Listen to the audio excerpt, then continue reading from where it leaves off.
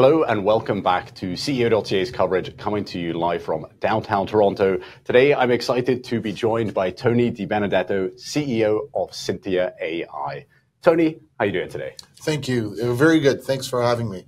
So it's an exciting time for Syntheia, going public imminently. Maybe we could start with a bit of a backstory for people who aren't familiar with the company. Tell us how the company came together and what the key technology is. With any company, it's all about the people. It's the team. So I've been involved in technology as an entrepreneur since the 90s. I've been involved in a lot of different startups. And our last venture really was a company called Drone Delivery Canada, which started off as a crazy idea of using drones for autonomous delivery in Canada. And myself and my team, which we assembled, we took the company public back in 2016. We raised about $120 million. We raised it to about a $550 million market cap.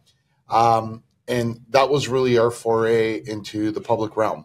Yeah. And we did really well with that. The company today merged with another company in the aerospace industry, and we moved on. We reassembled a lot of the members from our previous business into Syntheia. This venture really started 2 years ago, and without really foreseeing what was going to happen today in the current market with AI, but we saw how technology, similar to drones, which was autonomous technology, how technology was advancing and how there were potential capabilities in utilizing artificial intelligence to help us on our everyday lives. Yeah. And when really the inception point of how this happened was when our CTO, which is Paul Di Benedetto, which is my brother, is former CTO of Drone, he was going through a drive-through, ordering a coffee in the morning. And it was a struggle, just trying to communicate, I want a double-double and a double toasted bagel. Yeah. And we just sat there and he said, there's got to be a better way on how to do this. And really, that was how the idea germinated. And like I said, it's been about 2 years in terms of developing the tech, assembling the people. And about a year ago, we actually launched it in beta with a lot of different clients, relationships that we've known, really putting the technology to use and seeing if it actually worked. Yeah. And that's how we are here today. Fantastic. So, I imagine there's a lot of different use cases for this type of technology. Maybe could you run us through a couple of those? What besides your Tim Hortons franchisee owner? What are some other avenues where this technology might be applied? The one thing that I've learned over the years in running businesses and starting companies is, does it solve a real problem that's easily understandable? And anybody you talk to, whether you call your local cell phone provider or you call your local airline or to make a reservation or a restaurant, and you sit there on hold. Yeah. Right? Nightmare. It's a nightmare. During COVID, for example, when the world kind of changed, hold times for certain services that we've been talking to some clients turned into 16 hours. In the airline industry, 16 hours to get a status update or to book to change a flight or whatnot. And you look at this and you're saying, is this acceptable in the day and age that we live in? Today, our world revolves around customer service. Everything has become faster. But for some reason, hold times are incredible. If you call your local television provider, your cable provider, and you want to do a service update or you want to see why your internet's not working, for some reason, being an hour on hold is acceptable. Yeah. Which it is not. So these are a lot of the use cases. Okay.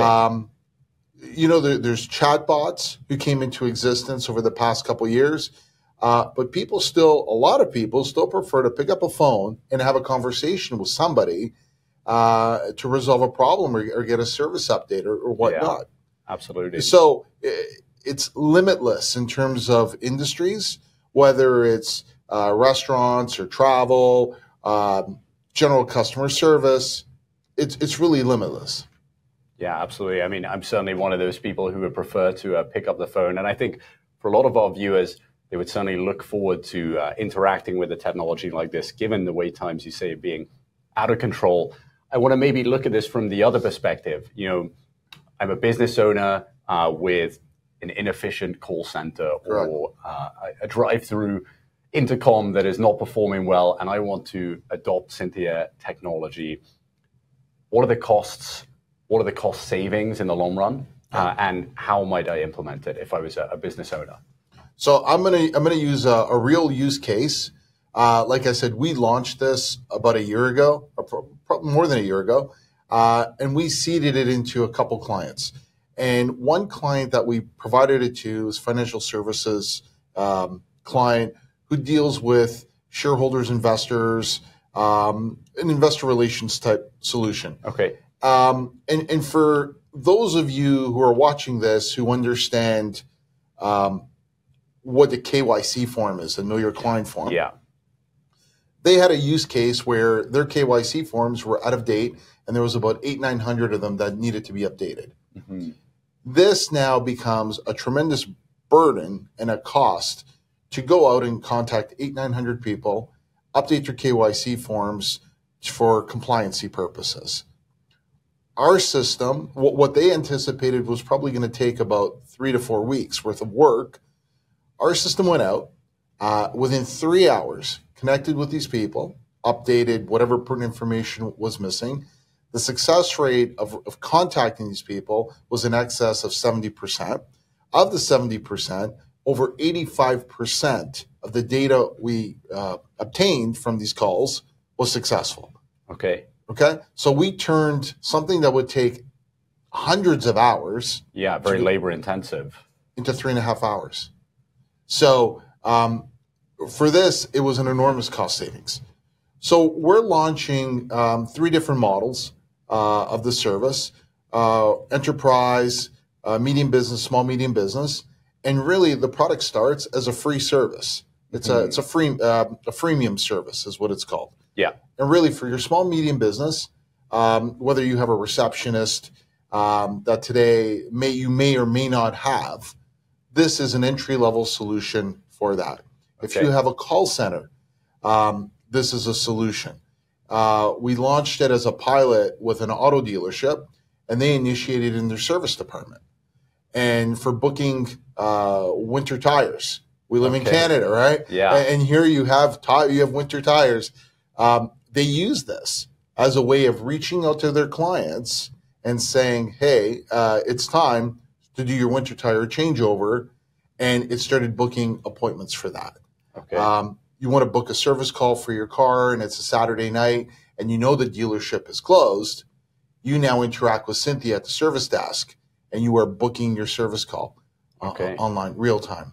So it's very affordable and it's very scalable. So for the small, medium business, your entry point is basically zero to start.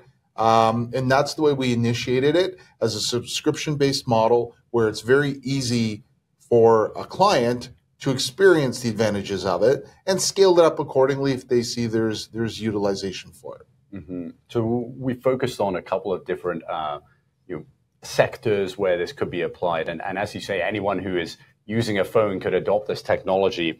I guess from your side, when you're marketing the business and the product, are there any sectors you're focused on at the moment? You mentioned financial services being one. Are there any other kind of sectors or partnerships that you're really pushing at the moment? Yeah, so we're working on tourism. We're working on hospitality, specifically restaurants. Okay. We're seeing huge uptake of interest in the restaurant industry, making reservations and so forth. Yeah. Changing, canceling reservations. So those are the main areas that we're focusing on today. But we've been working with a variety of different types of clients, big and small, for the past year. And really, like I said earlier, we put it out as beta. We gave it to potential clients that we knew were going to be very difficult to please. And and that's how we launched it, and we used that as a live environment to really refine the system. Okay, excellent. So you are going public imminently. We'll talk about that in just a moment. But for investors who might be looking to get exposure to this sector. Can you tell us what makes Syntheia AI unique, and maybe what's the competitive landscape out there? Are there any other companies that you're kind of benchmarking yourself against? For sure. So what makes us unique is that we focus on a specific niche. There's a lot of AI companies that are out there and that are emerging. Our success in the past in what different types of businesses that we've been in is you got to learn how to pick your own battle. You can't be everything for everybody. And AI is such a big market when you look at it. We focus on conversation. Yeah. We all know there's a problem, whether it's hold times or lack of customer service, or the world keeps getting faster. How do you become more efficient and drive down costs? That's the market we're focusing on. And what's really interesting is when we have conversations with potential clients, you don't have to explain what the value of Syntheia is. Yeah. They all know, number one, you can't find labor. Labor has become very scarce. Labor has become very, very expensive. And people's expectations on interactions and response times has achieved a level now due to IT and technology and access to smartphones, where people demand instantaneous results or answers. And this is where this technology here addresses. And we're not looking to compete with the Googles and the Amazons and the Apples. That's not our world. That's a battle where I don't think you got to be really careful if you go down that path. We're focusing on the very niche markets, which we believe are underserviced. And we have a number of patents that we are filing, specifically based on our technology, which I think we're able to carve out a very unique niche for us, and we're going to be very successful at it. Okay, excellent. And so going public, obviously, it's been a challenging couple of years in terms of the environment for raising capital. For sure. I think maybe you've been fortuitous in terms of AI really coming into the the mainstream over the last year or two, which I imagine is beneficial. But walk us through the listing. How did it come together? Why is now the right time to go public? So we're actually very fortunate in one respect. The past 2 years have been very, very difficult from a financial markets perspective. The level of risk that people are willing to assume, specifically getting involved in a microcap, is pretty much non-existent. Yeah. And you see it on the indexes and so forth, whether it's the venture or the CSE or the SYAI. We're fortunate enough is that we have a following. And the following we have are investors who've done very well with us in our past ventures, and they've made money. And we treat our shareholders as customers. People have options where they want to go deploy their capital. And when we went out with this concept here, and we bankrolled it ourselves initially, when we went out with a model that we knew we potentially were going to have success with, we went back out to our followers and said, this is what we're working on. These are the same members of the team that you've had previous success with. You know that we work together. And a lot of failures with, specifically in microcap, is assembling teams that have never really worked together. Yeah. Right? At the end of the day, you're betting on people to whether they're going to be able to pull this off. And we reassembled the key core elements of we know what worked. The chemistry was there. We assembled some of the smartest minds in the space, and we went back to the investors, and we were, honestly, we were shocked. We raised $4 million on the RTO round, just shy of $4 million, 3.8, I believe, in a market where a lot of companies in the space can't even raise $100,000. So we were very, very fortunate in that respect there. And we decided to list in the CSE. We've had a very good track record with the CSE in the past. They're great people to work with, and we're using this as our launching pad. We anticipate to be trading in the next week. The symbol is going to be SYAI, Syntheia AI, and we look forward in replicating what we've done good in the past and not doing what hasn't worked in the past. So it's all about utilizing history and track records and knowing where to go. Certainly. And I imagine, It's an interesting point. Working with the same team, you're not only benefiting from those wins you've had in the past, but also, benefiting from having gone through maybe some losses as well, and learning from both of those. And I'm sure that's advantageous for bringing the team together. It's all about minimizing risk. Yeah. And we have our own capital involved in this. And whether an investor puts in $1 or puts in $100,000, you have to be their custodian of capital, and you have to do wisely. And they're there because they want to make money, and we're there because we want to make money at the end of the day. So that's what it's all about. Yeah, absolutely. Well, certainly an exciting time imminently for Syntheia. I guess looking a little bit further ahead after the listing, what can people expect over the next 6 to 12 months and beyond? What's the vision for Syntheia? So in the near term, we're listing ourselves, start trading in the near interim, really launching some of our products that we've been developing, bringing on some key advisors that are going to open up some commercial markets for us. We've been working with that for a while. And then next year is essentially launching products commercially. And we're looking at maybe potential some acquisitions. We don't know, but we are sniffing around in the marketplace. There is a lot of interesting companies out there that could be complementary to us. It's just a matter of finding the right fit and moving it forward. So we're looking to execute quickly. This is not a sector where we have the ability of sitting there and waiting. This is about hitting the street running and running as fast as you can. And there's a lot of exciting work that we're doing and a lot of announcements that we believe will be coming in the near future. Fantastic. Well, Tony, congratulations on the listing.